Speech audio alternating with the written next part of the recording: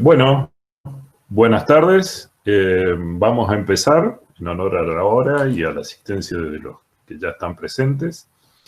En nombre de la Universidad Nacional de Río Negro le damos la bienvenida a este seminario denominado Consumo de carnes y derivados de animales silvestres, aspectos legales y sanitarios.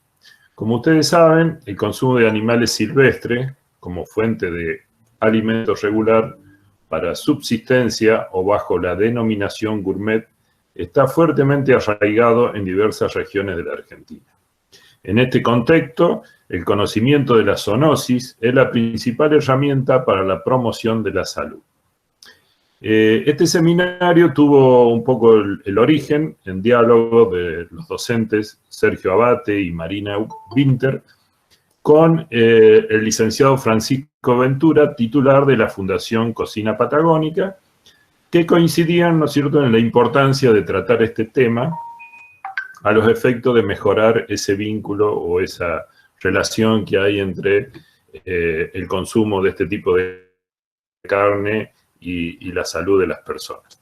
Así que vamos a empezar el seminario. Recuerden que lo vamos a grabar, así que si después lo quieren ver una vez más, está disponible.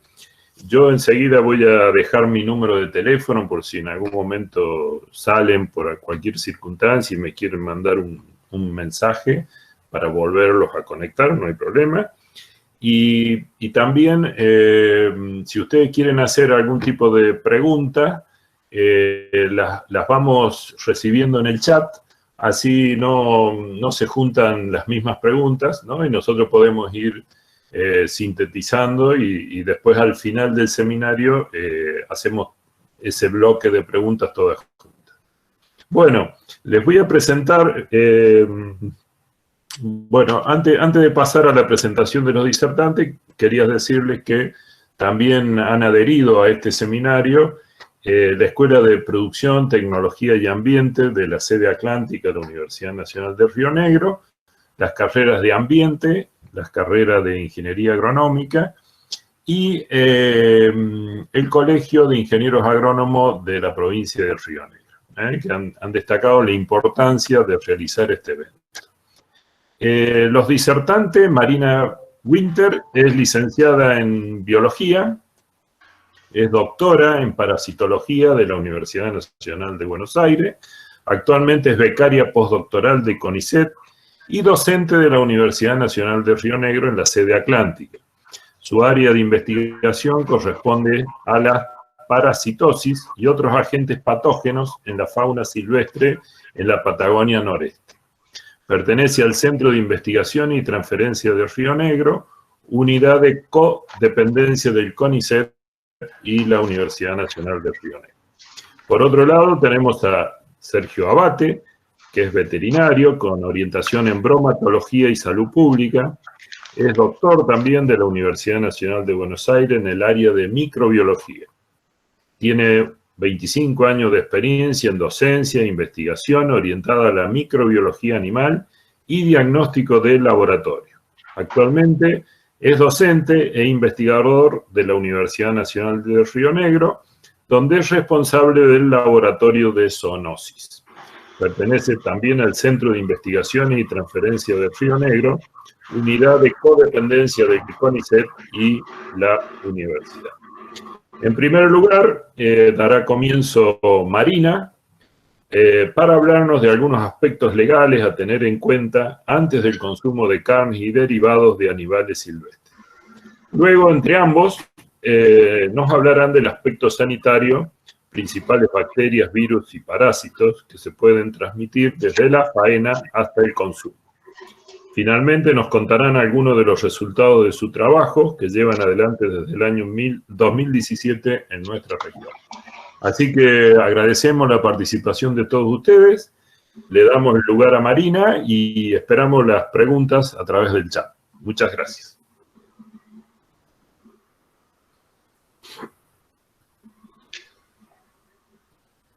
Marina, saca el muteado del micrófono. Ahora sí. Ahora sí. Buenas tardes a todos. Gracias por estar conectados, por acompañarnos en esta iniciativa. Había gente conectada de varios lugares de Argentina, así que estamos contentos que les haya parecido una temática importante. ¿Se ve bien ahí ¿Se ve la presentación? Sí, sí, yo la veo bien, no sé, por ahí si no la ven bien nos mandan por el chat, así es más fácil. Bien, sí, porque yo no veo, así que... bueno, como mencionó Mario, vamos a comenzar hablando un poco de los aspectos legales en relación a la fauna silvestre.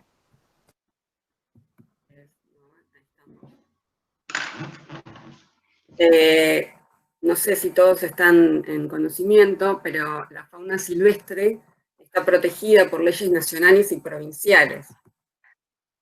En Argentina, teníamos algunos invitados de Uruguay y México, no sé si estarán conectados, pero para Argentina, la Ley Nacional número 22.421 de Conservación de la Fauna, junto a la Ley Nacional General del Ambiente, son las dos leyes principales que protegen en todo el territorio de Argentina a la fauna silvestre.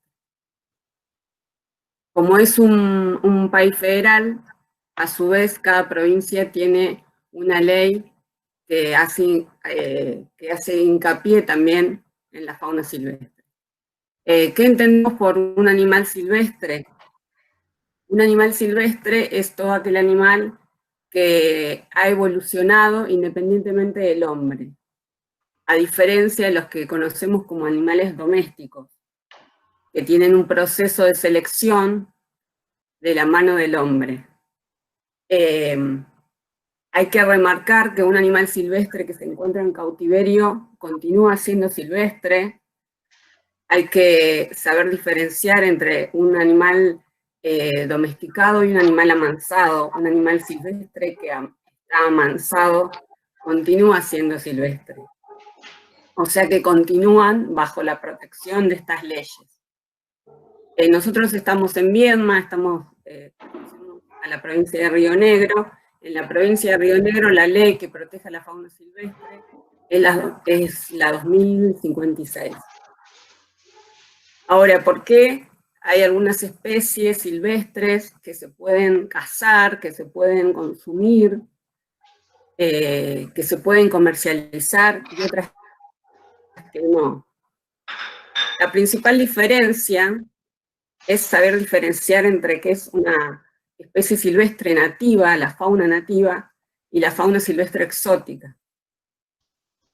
Las especies silvestres nativas son aquellas que tienen una historia en común con el lugar, o sea, han evolucionado durante miles o millones de años en el ambiente en el que hoy actualmente las encontramos.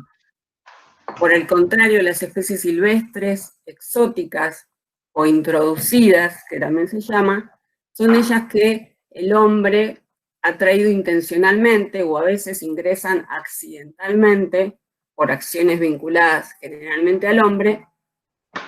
Entonces no comparten esa historia evolutiva con el lugar en el que se encuentran. Eso marca una gran diferencia en cuanto a la legislación de las especies. Además, una especie exótica que se adapta, que logra ampliar su distribución y aumentar su número, además de ser exótica, puede estar catalogada como una especie exótica invasora.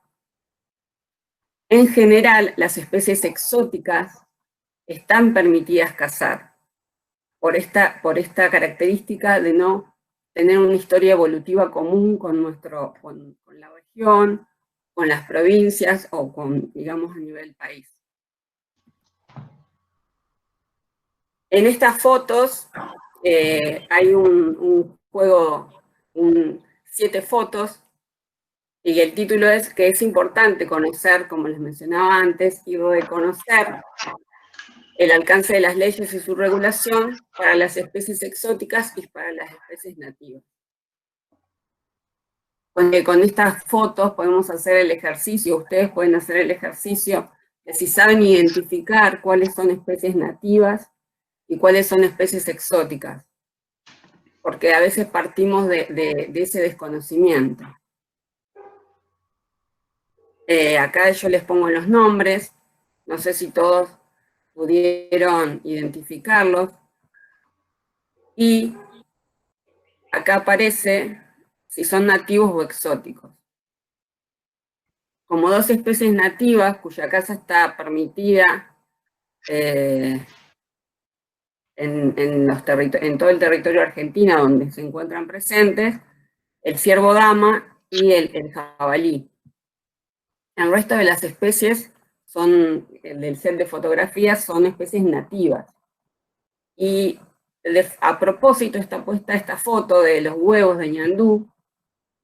Están representando el ñandú, pero los huevos de ñandú es para generar el disparador de que la ley que protege a la fauna silvestre no solo protege al animal vivo o al animal muerto, sino a todos sus derivados, sean los huevos, sean plumas, los restos óseos, productos que se elaboren a partir de, por ejemplo, de la piel. Las leyes incluyen a la fauna silvestre y todos sus derivados. Por eso es que tampoco está permitido, como no está permitido la caza de ñandú, por ser una especie nativa, tampoco está permitida la extracción y consumo de huevos de ñandú.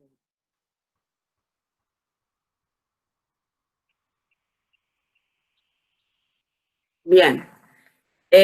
A su vez, entre las especies exóticas, que en general está permitido, va a haber algunas diferencias.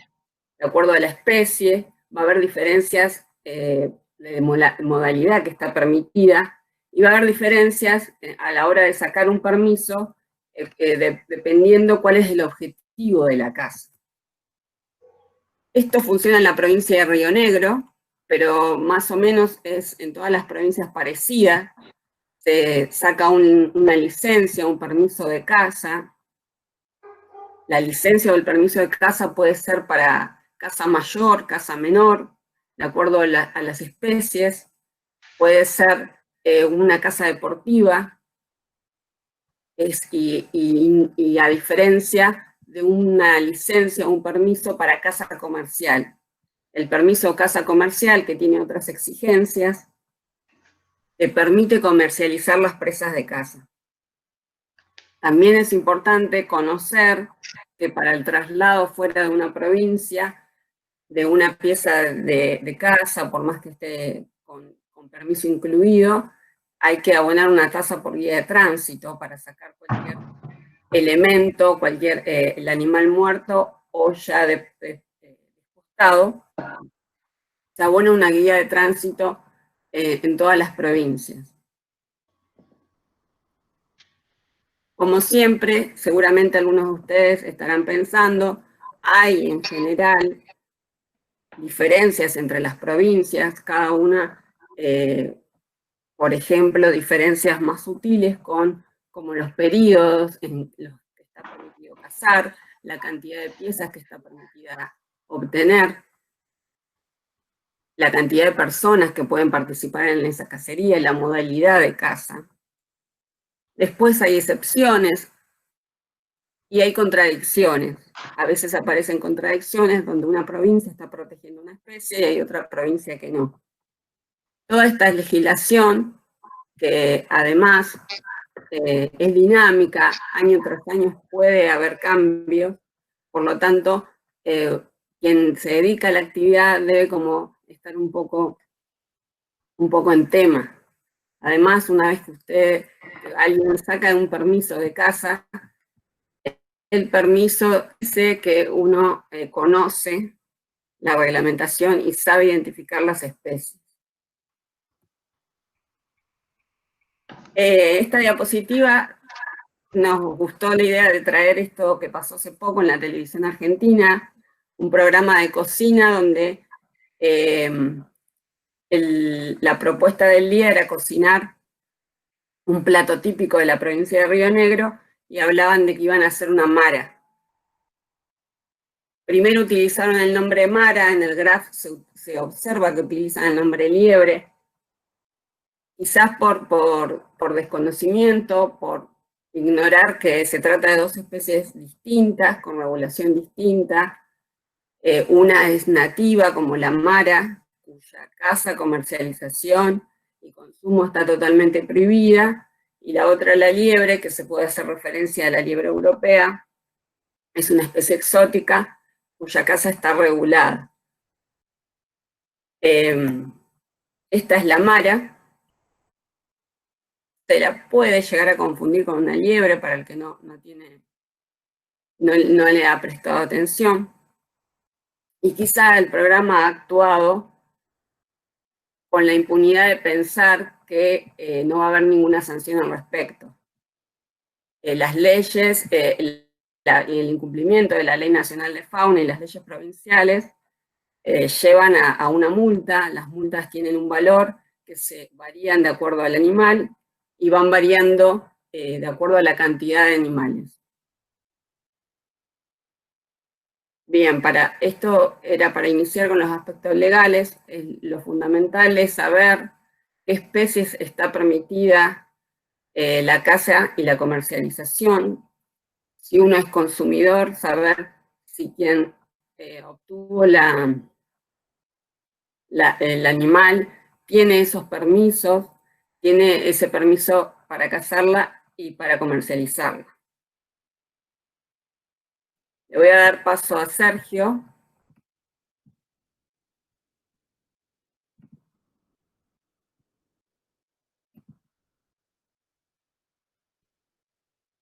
Sergio, podés continuar. Hola, sí, ya sigo. Estaba contestando un mensaje de alguien que estaba haciéndome una observación. Bueno, aprovecho para saludarlos a todos y agradecerles que hayan respondido a esta invitación. Estaba contestando un mensaje de WhatsApp de alguien que me decía que el sonido de Marina no era bueno, que se entrecortaba. No sé si todos tienen la misma percepción, si todos pudieron escuchar bien o escucharon entrecortado. Si escucharon entrecortado, una alternativa puede ser que las cámaras abiertas estén consumiendo información del Meet y enlentezcan la página. Si escucharon entrecortado, yo los invito a que cierren la página, que cierren las cámaras para ver si de esa manera ustedes escuchan mejor. En el caso que hayan estado escuchando entrecortado, como la persona que me mandó el mensaje recién. Bueno, gracias, Silvestre, todos los que estén ahí quizás cerrando las cámaras, así no se enlentece esto. Bueno, yo voy a seguir con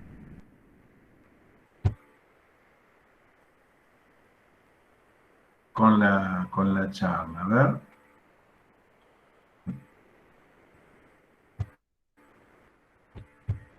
Y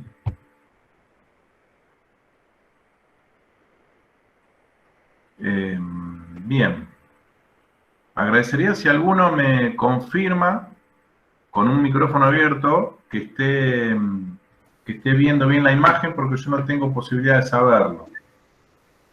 Sergio, se ve bien y la mayoría dijo que había escuchado bien, salvo algunas excepciones. Bárbaro, bueno, mejor así entonces.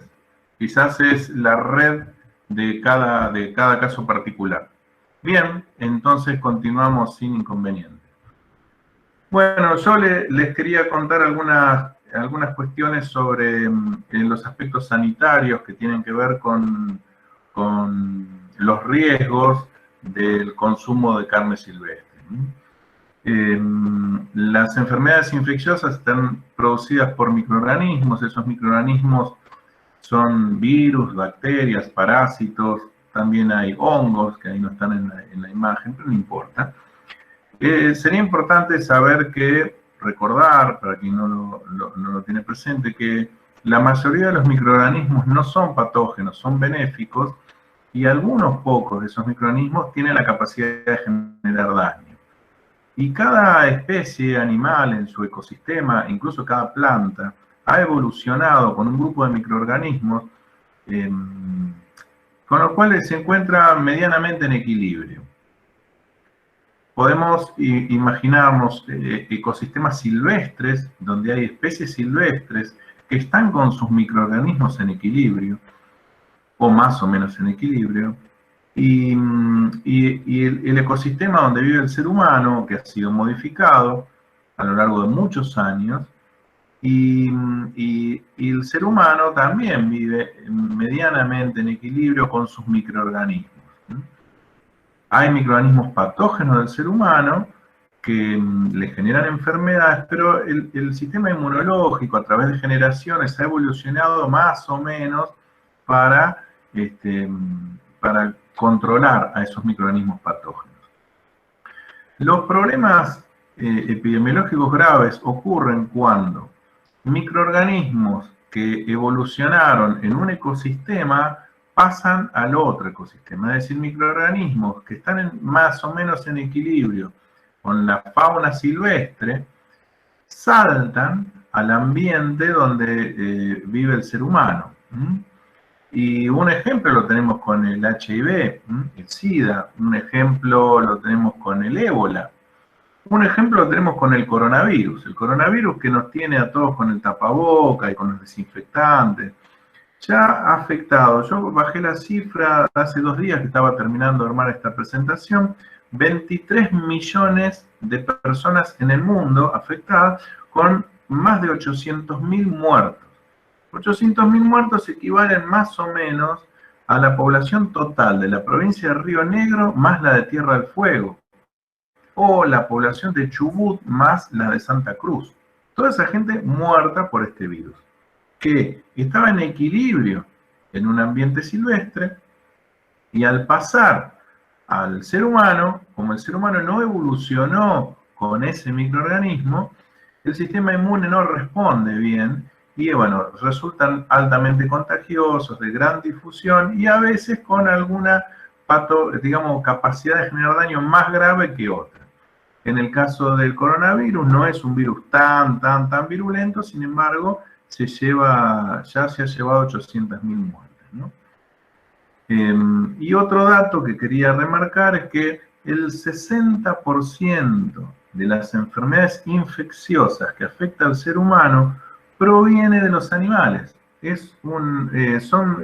Digamos, zoonosis. Las zoonosis son enfermedades que se transmiten de los animales al ser humano. Entonces, si tenemos en cuenta que el 60% de las infecciones del ser humano son zoonosis, que el pasaje de microorganismos de la fauna silvestre al humano representa un riesgo muy grave, entonces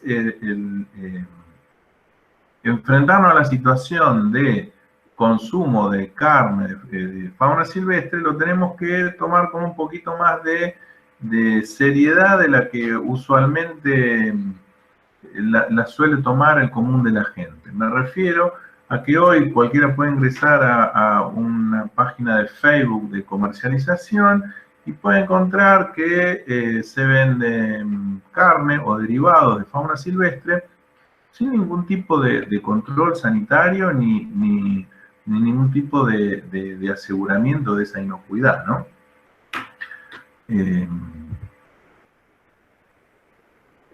Quería reflexionar, armando esta presentación, vamos a separar. La fauna silvestre tiene sus microorganismos normales, algunos patógenos y otros no, y nosotros nos podemos encontrar con la fauna silvestre como un animal vivo, como un animal entero, o podemos encontrarnos con piezas de animales, ¿no? Podemos acceder a comprar un costillar, podemos acceder a comprar un cuarto de un jabalí, o podemos, si nos dedicamos a la caza, podemos acceder a un animal entero.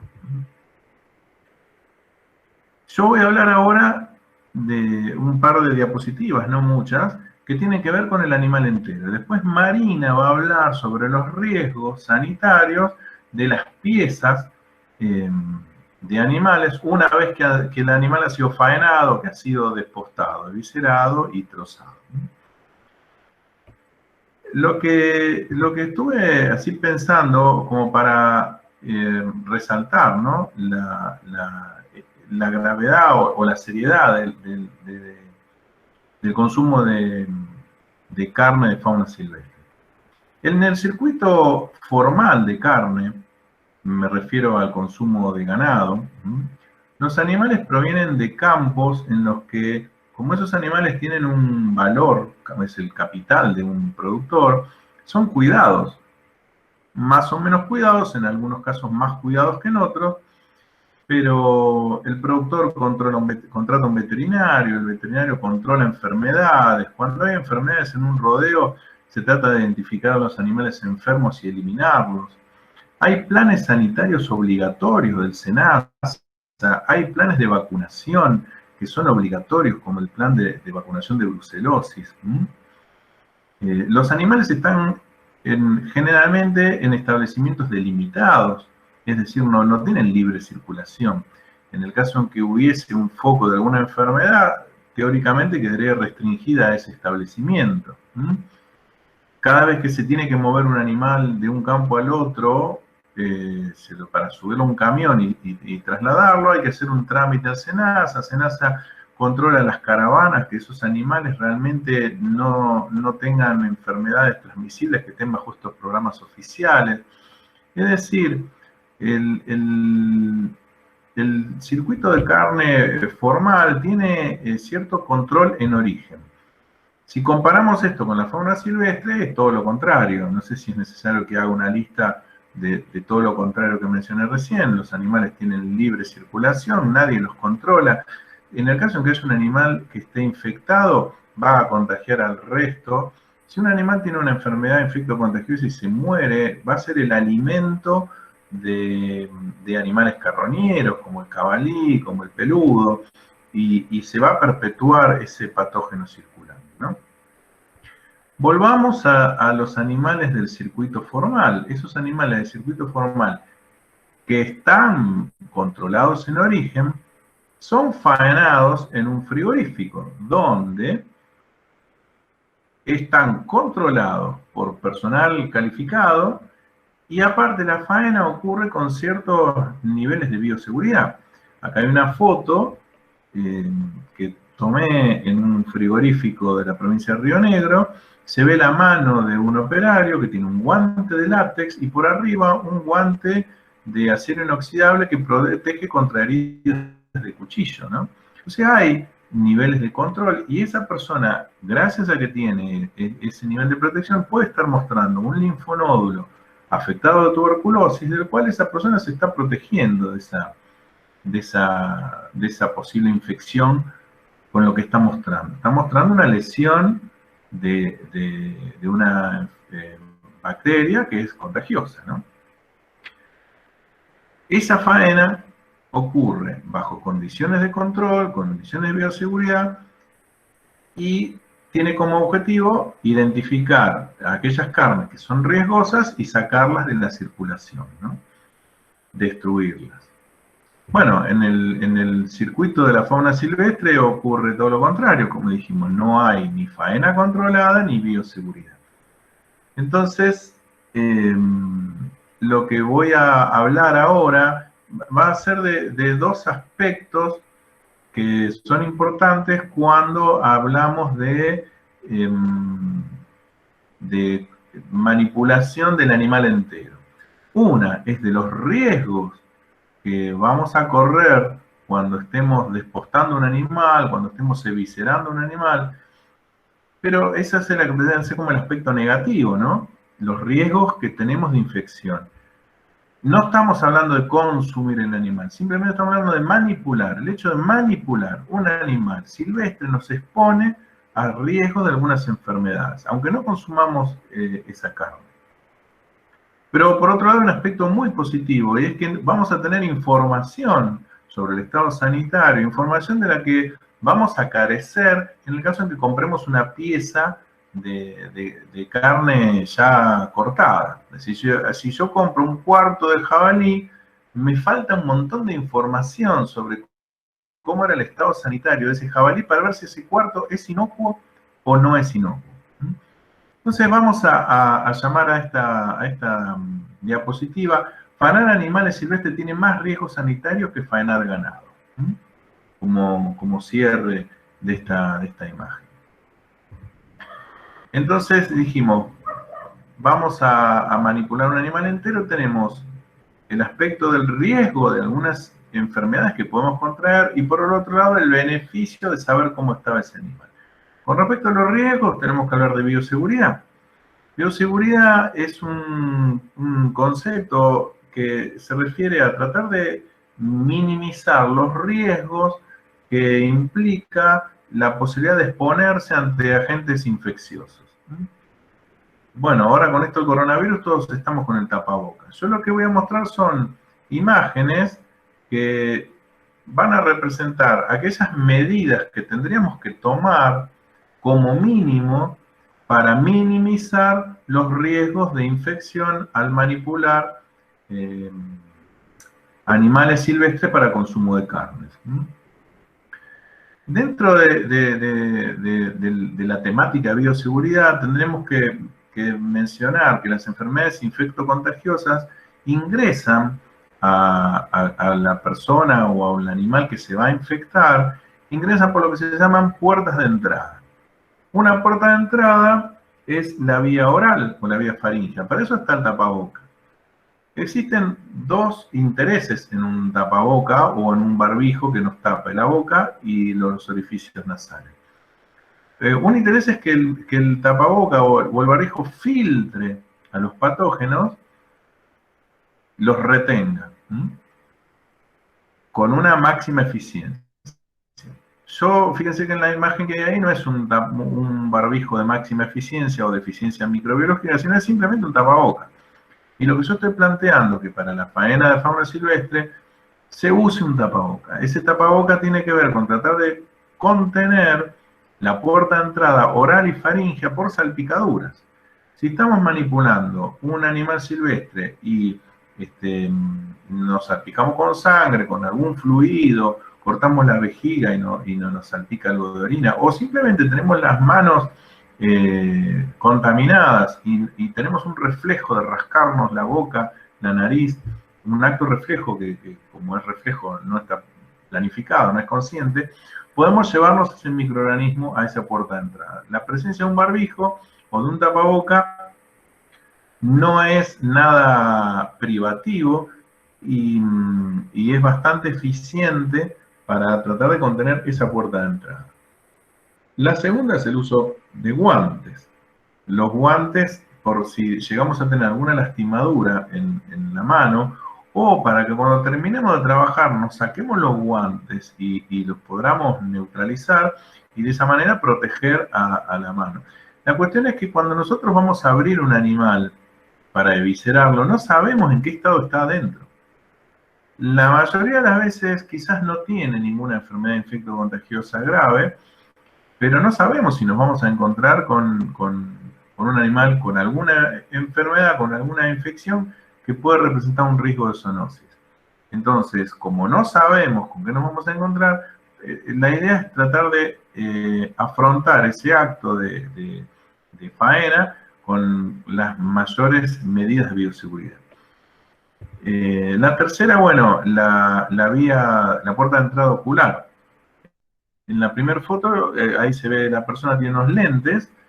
Lo ideal sería que sean todos de plástico, entonces por eso está esa imagen número 3 de unas antiparras que se pueden comprar en una ferretería convencional. No estoy hablando de equipamiento de bioseguridad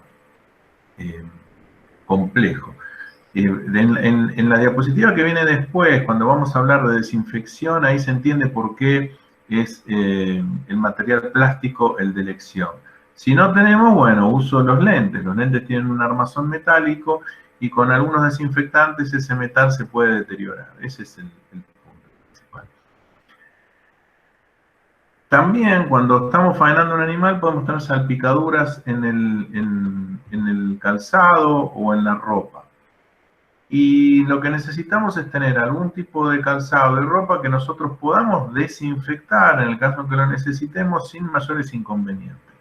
Si nosotros tenemos una zapatilla, un zapato con cordones, por ejemplo, por ahí, por la lengüeta del calzado nos puede salpicar y nos puede ingresar algún fluido contaminado, o incluso los cordones pueden llegar a ser de difícil desinfección. En cambio, si tenemos unas gotas de goma, con una solución desinfectante que vamos a ver después, lo podemos desinfectar fácilmente.